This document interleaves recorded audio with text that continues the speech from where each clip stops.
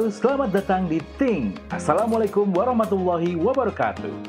Balik lagi di Think Religi dan kita sekarang akan ngebahas tentang hijrahnya Nabi Muhammad dari Mekah ke Madinah yang bertahan 3 hari di Gua Sur, menempuh perjalanan memutar demi membangun tatanan baru. Seperti apa ceritanya? Jangan lupa sebelum dimulai subscribe, like, dan juga komen ya. Kalau di-share juga boleh. Sudah siap? Ayo kita mulai. Bismillahirrahmanirrahim. Peristiwa hijrah Rasulullah dari Mekah ke Yastrib diperkirakan pada Juni 622 Masehi menjadi tonggak penting dalam sejarah Islam.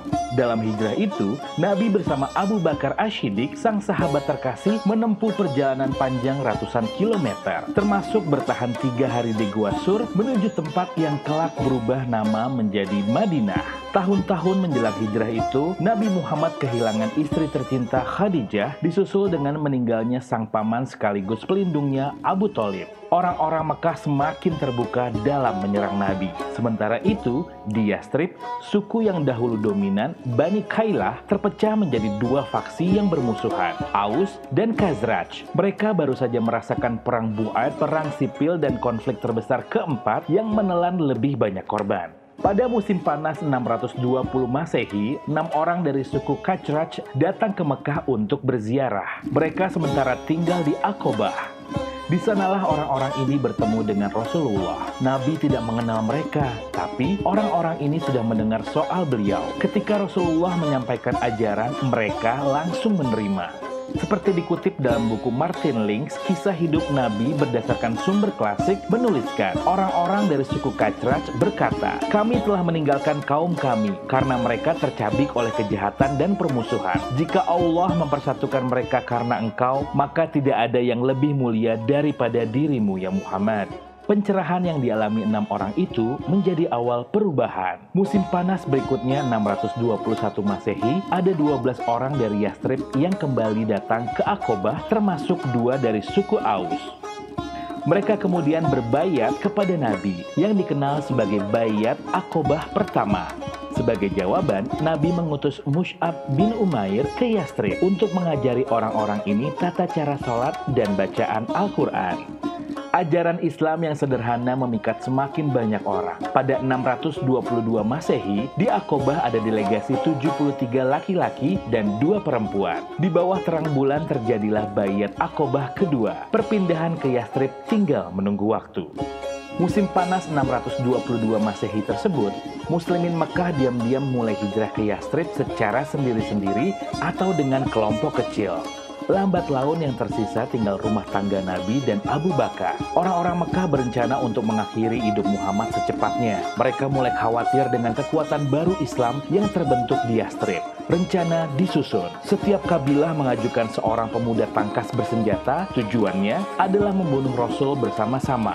Dengan cara itu, Bani Abdul Manaf tidak dapat memerangi semua kabilah sebagai balas dendam. Sore hari sebelum penyergapan, Nabi sudah mendapatkan petunjuk dari Jibril, tiba saatnya untuk hijrah. Maka Nabi langsung menemui Abu Bakar dan menyusun rencana keberangkatan. Sementara itu, Ali bin Abi Thalib diminta Nabi untuk tinggal di Mekah, menjaga barang-barang yang dititipkan kepada beliau di rumahnya. Para pemuda yang bertugas membunuh Nabi sudah berjaga-jaga dari semalam.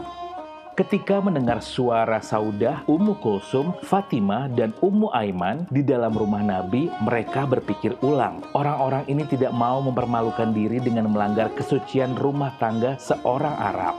Selain itu, melihat seseorang yang mengenakan selimut hijau Nabi, selimut yang selalu dibawa dari Hadramaut, para pemuda itu memilih menunggu. Ketika fajar tiba, situasi berubah jadi kacau. Dan mereka menyadari pemakai selimut tersebut bukan Rasulullah, tetapi Ali. Muhammad dan Abu Bakar sudah keluar dari Mekah pada malam penyergapan itu.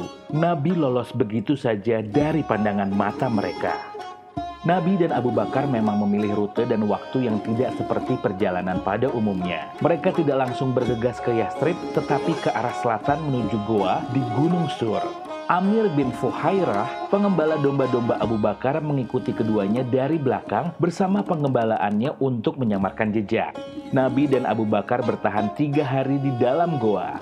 Sadar para kaum kafir Quraisy masih berusaha keras mencarinya, Rasul kemudian memanjat Goa Sur dan menemukan sebuah goa kecil yang hanya bisa dilewati oleh satu orang. Sebelum Rasul masuk, Abu Bakar masuk terlebih dahulu untuk memastikan tidak ada bahaya di dalam goa itu sambil berkata, "Demi Allah, jangan masuk dulu sebelum aku masuk ya Rasul." Abu Bakar kemudian membersihkan bagian dalam Goa Sur dari berbagai binatang beserta sarangnya. Abu Bakar menyobek kainnya untuk menyumbat lubang-lubang sarang binatang. Bahkan saat kain miliknya habis, Abu Bakar menyumbat lubang tersebut menggunakan kedua kakinya. Setelah Goa Sur sudah dirasa aman, Abu Bakar baru mempersilahkan Rasul masuk ke dalam gua. Di dalam goa, Rasulullah tidur di pangkuan Abu Bakar. Sementara itu, binatang berbisa yang lubangnya ditutup Abu Bakar menggunakan kakinya, kemudian keluar dan menggigit kaki Abu Bakar. Meski sakit luar biasa, Abu Bakar tetap tidak bergerak sama sekali dan menahan sakit dalam diam-diam agar tidak mengganggu tidur Rasulullah. Beberapa lama kemudian para kaum kafir melihat Goa Sur. Mereka saling berdebat satu sama lain. Apakah benar Rasul dan Abu Bakar masuk ke dalam gua yang kondisinya sudah tertutup oleh sarang laba-laba? Karena dirasa tidak mungkin ada sarang laba-laba dan rumah burung, mereka pun kembali ke Mekah dalam kondisi gagal. Nabi Muhammad dan Abu Bakar bersembunyi di dalam Goa Sur selama 3 hari. Ketika situasi sudah aman, mereka akhirnya keluar dan melanjutkan perjalanan menuju Madinah. Sepanjang waktu itu mereka mendapatkan bantuan putra-putri Abu Bakar, Abdullah, dan Asma. Mereka memperoleh informasi bahwa orang-orang Mekah menawarkan hadiah 100 ekor unta bagi siapa saja yang bisa menemukan Muhammad dan membawanya kembali ke Mekah. Mata-mata Badui dan para pemburu hadiah terus berupaya mencari, tapi sang Rasul tidak ditemukan. Setidaknya terdapat 3 mukjizat umum yang dikisahkan selama 3 hari itu, yaitu adanya sarang laba-laba di depan goa yang mengecoh para pemburu hadiah, hinggapnya burung dara, dan tumbuhnya pohon yang menyamarkan keberadaan Rasul bersama sang sahabat. Namun hal yang paling menyentuh adalah ketika Abu Bakar gelisah. Lalu sang Nabi berkata, "Abu Bakar, kalau kau menduga bahwa kita hanya berdua, ada yang ketiga, Allah Subhanahu wa Ta'ala." Setelah 3 hari berlalu, Nabi dan Abu Bakar keluar dari goa. Amir bin Fuhairah membawa seorang pemandu jalan beserta 3 ekor unta Abu Bakar. Mereka terlebih dahulu bergerak ke arah barat daya sampai tiba di pantai Laut Merah. Yastrib memang ada di utara Mekah, tapi ini adalah rute yang paling mungkin demi keselamatan Nabi dan Abu Bakar. Barulah setelahnya mereka bergerak ke utara lagi dengan berjalan malam hari sepanjang pantai sebelum berbelok ke arah Yastrib.